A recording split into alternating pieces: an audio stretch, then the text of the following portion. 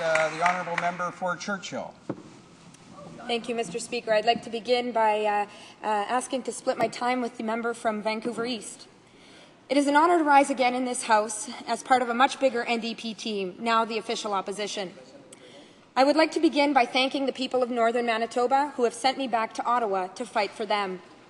I would like to thank people from Saugeen to Churchill, from Barons River to Pucketawagan, from the Pas, Flin Flon and Thompson, people from First Nations, Métis communities, and our communities, urban centres, and communities all across the north.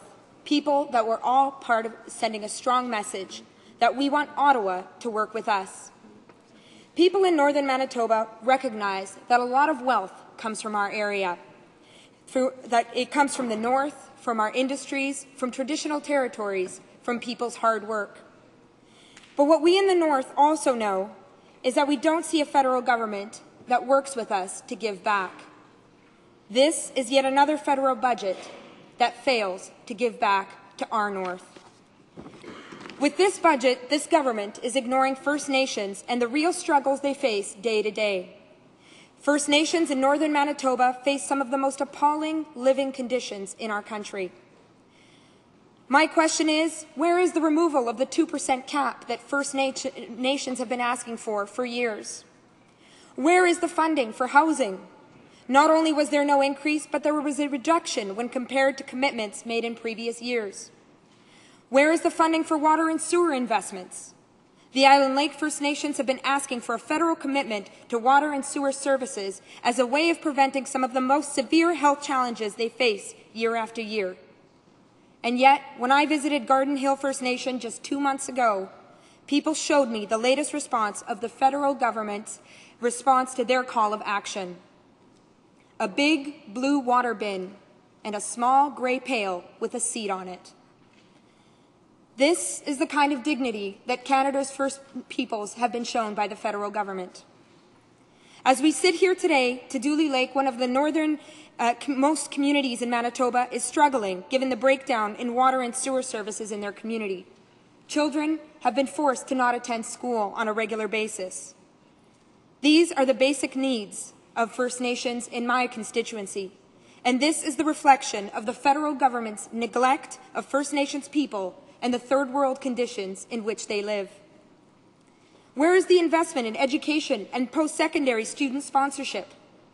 God's Lake Narrows, God's River, and Oxford House have been calling on the need for federal investment to work with them in building new schools to meet the demands of an increasingly young population in their communities. Aboriginal people are amongst the youngest people in Canada. And why is this government failing to invest in their future? When it comes to urban Aboriginal people, this budget shows no commitment to working with urban Aboriginal peoples and showing the necessary long-term support for critical services as provided by the Aboriginal Friendship Centres. This government continues to fail First Nations and Métis people in Northern Manitoba and across Canada. With this budget, this government is ignoring Canadian workers. There are corporate tax giveaways to big profitable corporations, but no action to keep jobs here at home. My home community of Thompson is having a fight for its life with a foreign-owned mining company, Vale, whose purchase of Inco was allowed by this federal government. Instead of keeping the wealth of our resources in our hands, this government approved a $1 billion loan to Vale, the very company that is taking hundreds of jobs away from Manitoba. This government has essentially assisted and given money to Vale to ship jobs away from our province. Young people working in the refinery and the smelter in Thompson are very worried about their future and that of their young families. People nearing retirement are worried they'll be left out in the cold. An entire community that has helped build the wealth of a corporation and a country stands to lose the very wealth that comes from the resources on which we stand. Where is the commitment to stand by workers and our communities? Where is this government's plan to allow Canadian people and not foreign companies to benefit from our resources? With this budget, this government is taking the West for granted. I stand here as a voice from Western Canada, speaking out for the thousands of people who are saying no to this government's plan to dismantle the Canadian Wheat Board? Why is this government showing such contempt for the democratic rights of farmers to choose? Where is this government's concern for the livelihoods of prairie people and prairie communities? In our part of the West, the loss of the Canadian Wheat Board would mean the loss of the Port of Churchill that depends on CWB shipments.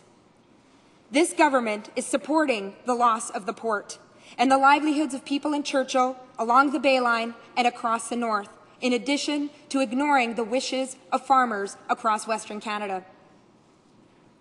This government is also ignoring the West through its most extreme cuts to Western economic diversification, a cut of 54.4% to its budget. Our regions have a constant need for diversification and economic development, and yet the rural regions of Manitoba, Saskatchewan, Alberta, and British Columbia are being left in the cold when it comes to the cooperation that they need from the federal government in order to diversify. What will these cuts translate to?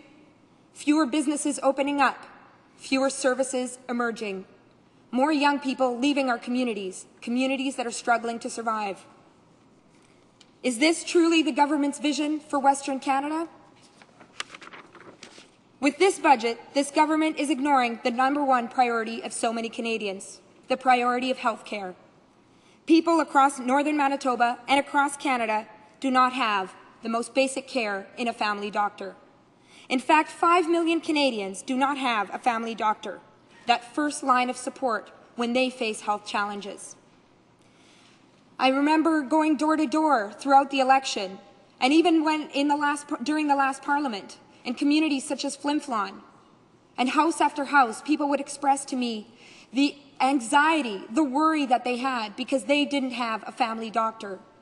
Or the story of Northerners who talk about family doctors that come into our communities for 1, maybe 2 years if we're lucky, and then leave, leaving their patients to hang, leaving families to worry, leaving people at the end of the day less healthier. And when we look at the leadership that we need to see from the federal government in working with our provinces, in working with our regional health authorities, and in working with our First Nations and Aboriginal communities across the north, what we see is deflection and a real lack of vision when it comes to supporting the universal public health care that Canadians are so proud of. In closing, we, the official opposition, are sending the message that the federal government has a duty to stand up for the priorities of all Canadians. From housing to education to health to maintaining and creating quality jobs based on controlling our resources and our livelihoods, Canadians are looking to a federal government to stand up for them. But what we see today in the budget is a continuity of a record of failure in standing up for them, and instead looking at the big corporations and looking at friends that are already doing quite well at the expense of looking at what First Nations, Métis, Northern people, and people across our country are looking for. What Northerners and Canadians have to count on, though, is an official opposition that will fight for them, that will fight for the dignity and the social justice that every Canadian deserves. Thank you. South.